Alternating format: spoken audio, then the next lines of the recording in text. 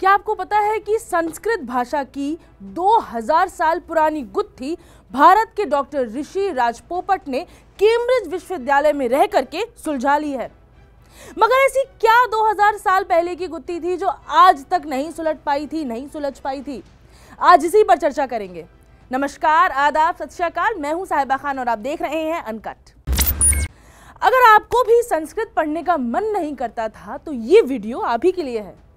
व्याकरण की एक ऐसी समस्या जिसने 5वीं शताब्दी ईसा पूर्व से संस्कृत के विद्वानों को, इंटेलेक्चुअल्स को, बौद्धिक लोगों को पराजित किया रखा था, हरा कर रखा था, उसे आखिरकार कैम्ब्रिज विश्वविद्यालय में एक भारतीय पीएचडी छात्र के सामने घुटने टेक दिए हैं। सेंट जॉन्स कॉलेज के ऋषि राजपोपट ने भाषा विज्ञान के पिता पनिनी के सिखाए गए एक नियम को डिकोड करके कामयाबी हासिल कर ली है। ये खोज किसी भी संस्कृत शब्द को पैदा करना संभव बनाती है। मंत्र और गुरु के साथ, यानी कि बेस और सफिक्स के साथ व्याकरण के नजरिए से लाखों के सही जो शब्द हैं उनको निर्माण करती है, उनको प्रोड्यूस करती है। इस खोज ने पनिनी की भाषा मशीन का, यानी कि लैंग्वेज मशीन का इस्तेमाल करना आसान बना दिया है। पनिनी की इस भाषा मशीन को इतिहास की सबसे बड़ी बौद्धिक माने इंटेलेक्चुअल अचीवमेंट में से एक माना जाता है। अहम संस्कृत विशेषज्ञों ने राजपोपट की खोज को क्रांतिकारी बताया, रेवोल्यूशनरी बताया है। अब इसका मतलब ये हो सकता है कि पनिनी का व्याकरण जो वोकैबुलरी वो है, वो पहली बार कंप्यूटर को पढ़ाई जा सकती है। जी हाँ, मतलब कंप्यूटर पर संस्कृत का इस्तेमाल किया जा सकता है। तो हम बात करेंगे कि कैसे डिकोड हुआ ये फॉर्मूला। डॉक्टर ऋषि राजपोपट की ये थीसिस 15 दिसंबर 2022 को पब्लिश हुई। डॉक्टर राजपोपट ने 2500 साल पुराना एक एल्गोरिथम को डिकोड किया जो पहली बार पनिनी की भाषा मशीन का सटीक इस्तेमाल करना संभव बनाता है।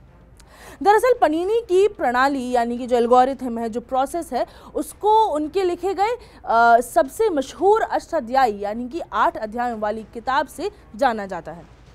इसमें लंबे चौड़े तरीके से 4000 नियम हैं। माना जाता है कि इसे 500 BC के आसपास लिखा गया था। सोचिए, इतना पुराना। कहा जाता है कि इसमें लिखे गए नियम बिल्कुल एक मशीन की तरह से काम करने के लिए बनाए गए हैं। फीड इन द बेस मतलब मूल शब्द और शब्द के प्रत्यय को चरण दर चरण प्रक्रिया के जरिए व्याकरण के हिसाब से सही शब्दों और वाक्यों में बदलना चाहिए। हालांकि अब तक एक बड़ी समस्या रही है।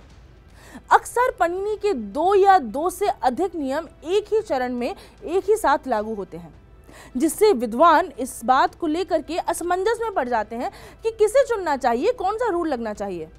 तथाकथित नियम संघर्ष को हल करने के लिए जो मंत्र और गुरु के कुछ रूपों के साथ साथ लाखों संस्कृत शब्दों पर असर डालते हैं, एक एल्गोरिथम की ज़रूरत होती है उन्हें।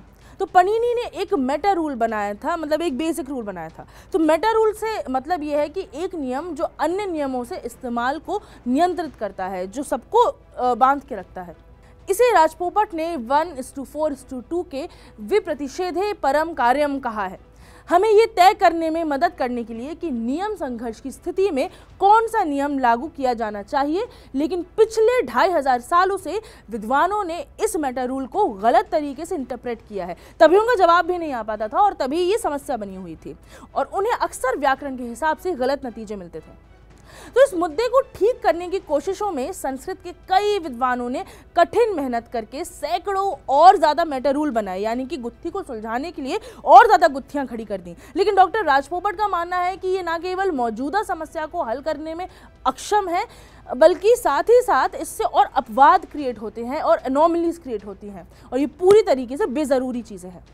तो राजपोपट कहते हैं कि पनिनी की भाषा मशीन आत्मनिर्भर है। जी हाँ, सेल्फ सफिशिएंट है।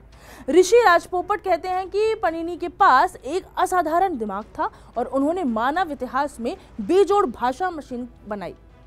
उन्हें उम्मीद नहीं थी कि हम उनके नियमों में नए विचार जोड़ेंगे। जितना ज़्यादा हम पनिनी के व्याकरण से खिलवाड़ करते हैं, उतना ही ये हमसे दूर होता जाता है, ये उनका कहना है। परंपरागत रूप से विद्वानों ने पनिनी के मेटा रूल को बहुत ऊपरी ढंग से देखा है, समझा है। और जैसे का तैसा समझा है। इस तरह से देखा जाए तो समान शक्ति के दो नियमों के बीच विरोध की स्थिति में व्याकरण के सीक्वेंस में बाद में आने वाला नियम जीत जाता है। राज पोपट ने इसे खारिज कर दिया, कैंसिल कर दिया। इसके बजाय एक तर्क ये दिया कि पनिनी का मतलब था कि क्रमशः सीक्वेंस में एक शब्द के बाएं और दाएं पक्ष पर लागू होने वाले नियमों के बीच पनिनी चाहते थे कि हम दाएं पक्ष पर लागू होने वाले नियम को चुनें। इस व्याख्या को इस्तेमाल करते हुए राज पोपट ने पाया कि पनिनी की भाषा मशीन लगभग बिना किसी अपवाद के व्याकरण के हिसाब से सही शब्दों का निर्माण कर रही है। उदाहरण के तौर पर मंत्र और गुरु को ले लें। संस्कृत वाक्य में देवः प्रसन्नः मंत्रः में देवः से मतलब देवता, प्रसन्नः से मतलब प्रसन्न होते हैं और मंत्रः से मतलब मंत्रों से है। इस वाक्य में मंत्र से मंत्रः के पैदा होने पर हमें नियम विरोध का सामना करना पड़ रहा है। तो राज पोपट की सुपरवाइजर ने उन्हें कोई सलाह दी और राज पोपट कहते हैं कि वो सलाह उनके काम आई और फिर उसके 6 महीने के बाद वो कहते हैं कि मेरे पास एक यूरेका मोमेंट आया, एक यूरेका पल आया। राज पोपट के मुताबिक मैं इस खोज को लगभग छोड़ने के लिए तैयार था, मैं कहीं नहीं पहुंच रहा था, इसलिए मैंने 1 महीने के लिए किताबें बंद कर दी और बस गर्मियों का आनंद लिया, तैराकी करी, साइकिलिंग चलाई, खाना बनाया, प्रार्थना की और ध्यान किया, यानी कि मेडिटेशन किया। फिर अनिच्छा में मैं काम पर वापस चला गया और मिनटों के भीतर जैसे ही मैंने पन्ने पलटे ये पैटर्न उभरने लगे और ये सब समझ में आने लगा।